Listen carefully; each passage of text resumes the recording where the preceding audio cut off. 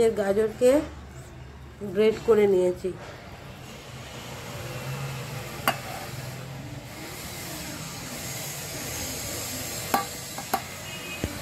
এটা দিয়ে দিলাম। চালিয়ে আমি কড়াইটা বসিয়ে দিয়েছি। এবার 1 চামচ ঘি আমি দিয়ে দেবো।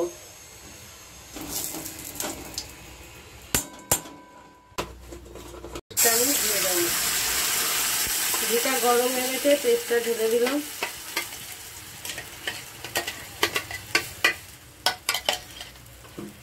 দিয়ে নেড়ে চেড়ে নেব।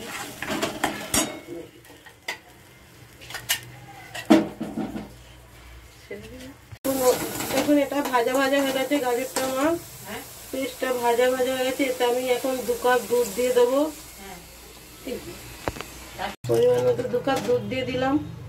পর্যন্ত অপেক্ষা করব।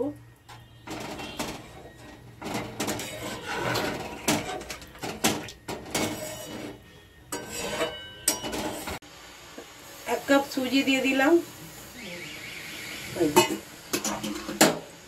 সুজিটা থেকে নাড়াচাড়া করবো আমি।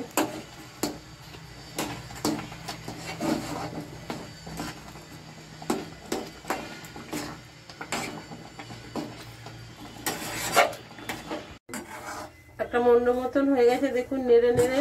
এবার এটাকে আমি কড়াই নিয়ে নেব। থাকলে তারপর আমি হাত দিয়ে মেখে নেব। মন্ড মতন বানিয়ে নিয়েছি। এই দেখুন সফট হয়েছে, কত সুন্দর সফট হয়েছে। এই দেখুন একদম হয়ে গেছে। এটাকে আমি এবার লেচি কাটবো। লাগিয়ে নিয়েছি, এবার এটাকে আমি বেলে নেব।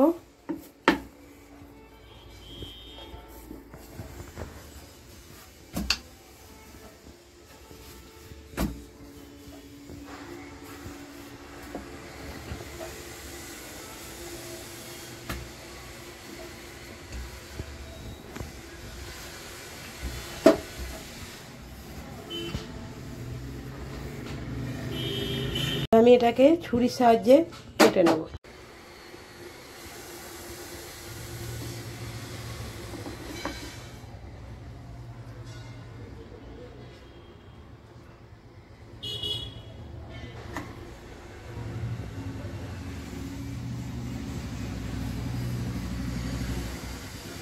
সবটা দেখাতে হবে। আগে থাকতেই বসিয়ে দিয়েছিলাম, দেখুন গরম হয়ে গেছে। এবার আমি ব্যাচ অনুযায়ী ভেজে নেব। এই যে পিস পিস করে কেটে নিয়েছি।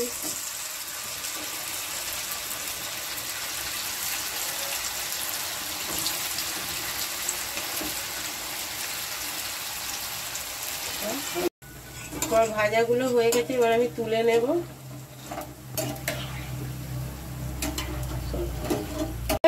এগুলো আমার ভাজা হয়ে গেছে। এবার আমি একটা ধরিয়ে দিলাম, কড়াইটা বসিয়ে দিই। চিনি আমি কড়াইয়ে দিয়ে দিলাম, জল দিয়ে দিলাম। এবার আমি একটা সিরা বানাবো, দিয়ে দিলাম।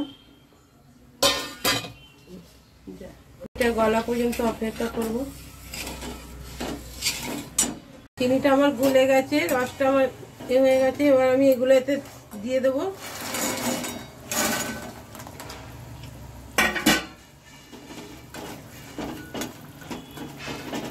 সিরাটা ফুটে উঠলে আমি গ্যাসটা বন্ধ করে 5 মিনিটের জন্য ঢাকা চাপা দিয়ে রাখবো।